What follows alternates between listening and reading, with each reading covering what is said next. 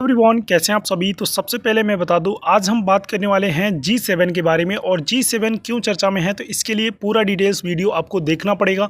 तो पेशेंस बना के अंत तक जरूर बने रहिए। देखिएगा, जो कोई भी चीज़ है जो आप टैप किए हो तो उसको अंत तक जरूर देखो, उससे आपको जरूर कुछ सीखने को मिलेगा। और G7 एक ऐसा टॉपिक है जो आपके हर एक एग्जामों में कभी ना कभी किसी ना किसी शिफ्ट में आपसे एक क्वेश्चन तो जरूर पूछने वाला है। ठीक है, तो G7 के बारे में आज पूरा डिटेल्स जानेंगे और पूरी की पूरी बात जानेंगे। G7 बना क्यों था और G7 में इस समय इतनी ज़्यादा चर्चाएं में क्यों है। ठीक है, तो आइए देखते हैं, यहाँ पे बात करते हैं। देखिए, G7 की बात करें तो G7 बना इसलिए था कि इसको आर्थिक रूप से सभी देशों को, मतलब जो इसके सदस्य हैं उस देशों को मतलब मजबूत करना। इनका मतलब सिर्फ मोटो एक ही है कि मुझे विकास चाहिए, पैसा चाहिए और कुछ मतलब नहीं है। इनको पर्यावरण वगैरह से कुछ भी इनसे मतलब नहीं है। इनको बस इतना मतलब है कि हमारे पास हमारा देश आर्थिक रूप से मजबूत हो और देश के पास सभी जितने भी इसके सदस्य हैं वो सभी इससे मजबूती में हो। ठीक है, तो ये चीज़ इसका तो मेन उद्देश्य इसको बनाने का था। अब कई लोगों का क्वेश्चन ये है कि G7 का मुख्यालय कहाँ है। तो देखिए, G7 का कोई भी मुख्यालय नहीं है, G7 का कोई भी परमानेंट अध्यक्ष नहीं रहता है और G7 का आपका कोई भी ऐसा कार्यकाल नहीं है जिसको किसी एक देश को सौंपा जाता हो। ठीक है, इसका मतलब ये होता है कि सिर्फ अगर जो उन देशों में कोई चर्चा होती है, तो देश विदेश की कोई भी चर्चा होती है, तो ये एक दूसरे को आदान प्रदान करते हैं। तो इसी को लेकर के G7 बना हुआ था। तो आज G7 चर्चा में इसलिए है क्योंकि पहली बार ऐसा हुआ है कि इतिहास में कि सिर्फ डिफेंस मिनिस्ट्री G7 में भाग लिए हैं। तो इस पूरे किस कारण से इसको लिया गया है, तो आइए इसमें जानते हैं। और सबसे पहले काफ़ी लोगों को ये चिंता होगी कि G7 में कितने सदस्य हैं, तो ये भी बताएंगे। आप पेशेंस थोड़ा रखिए। ठीक है, तो G7 ने यूक्रेन के नाटो प्रयास के समर्थन में किया, लेबनान में संयुक्त राष्ट्रीय शांति और सैनिकों की चिंता जताई है। ठीक है, तो यहाँ पे युद्ध हो रहे हैं, तो युद्ध को लेकर के यहाँ पे चर्चा हुई है। और सबसे पहले मैं आपको बताता हूँ इस G7 के कितने सदस्य हैं। तो देखिए, सबसे पहले सदस्य की बात करें तो इटली है, कनाडा है, फ्रांस है, जर्मनी है, जापान है, यूनाइटेड किंगडम है और संयुक्त राज्य अमेरिका आपको स्वयं देखने को मिल जाता है, क्योंकि इसने ही मतलब G7 बनाने का सबसे ज़्यादा प्रयास किया था।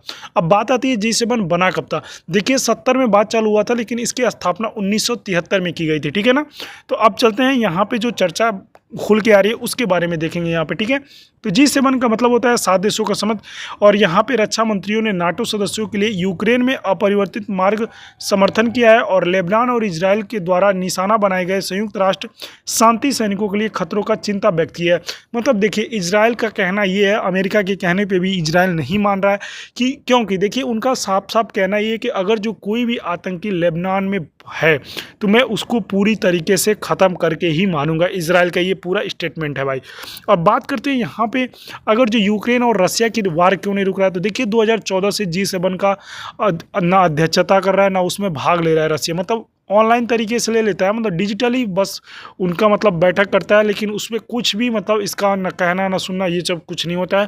क्योंकि यूक्रेन जो है मतलब इस चीज़ में बहुत ज़्यादा फंसा हुआ है। यूक्रेन का आपको पता ही होगा कि हालात कितने बुरे हैं।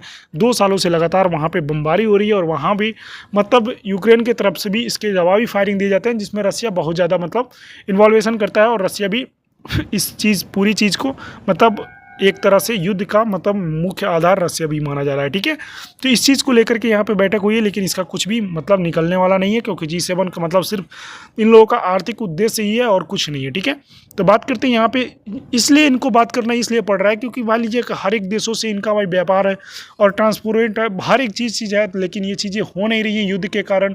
तो ये सब चीज़ें भी इनको मतलब थोड़ा सा कठिनाइयों का सामना करना पड़ रहा है, जिसकी वजह से G7 के जितने भी सदस्य हैं वो चाहते हैं कि यूक्रेन में वार जो है रुक जाए, लेबनान वगैरह में रुक जाए, तो जिस चीज़ों से थोड़ा सा इनको आर्थिक रूप से फायदा भी होगा। ठीक है, तो बात करते हैं शनिवार में नेपल्स में, जो ये मतलब इटली के नेपल्स शहर में आयोजित एक दिवसीय G7 की रक्षा समर्पित पहली मंत्री समूह की बैठक हुई।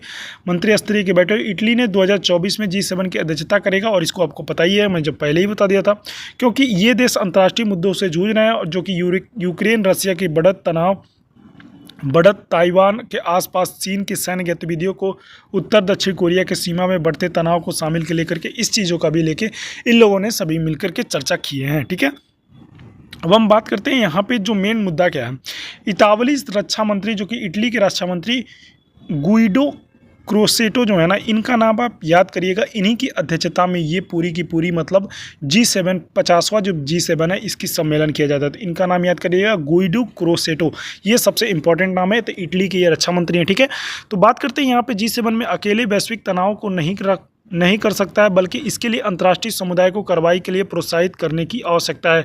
आप सभी को पता होगा कि जेलेंस्की के द्वारा मतलब जो कि यूक्रेन के प्रधानमंत्री हैं, उनका ये खुद कहना है और राष्ट्रपति का भी कहना है कि मैंने भारत से भी बात की है, मतलब प्रधानमंत्री नरेंद्र मोदी जी से भी इन लोगों ने बात किया कि युद्ध को कैसे भी करके रसिया को समझा करके कैसे भी टाला जा सके, लेकिन ऐसा कुछ भी मतलब संभव नहीं हो पा रहा है। तो इस चीज़ों से भी मतलब G7 के काफ़ी सदस्य जो हैं अब अपने तरफ से कुछ प्रयास कर रहे हैं, लेकिन देखते हैं क्या होता है।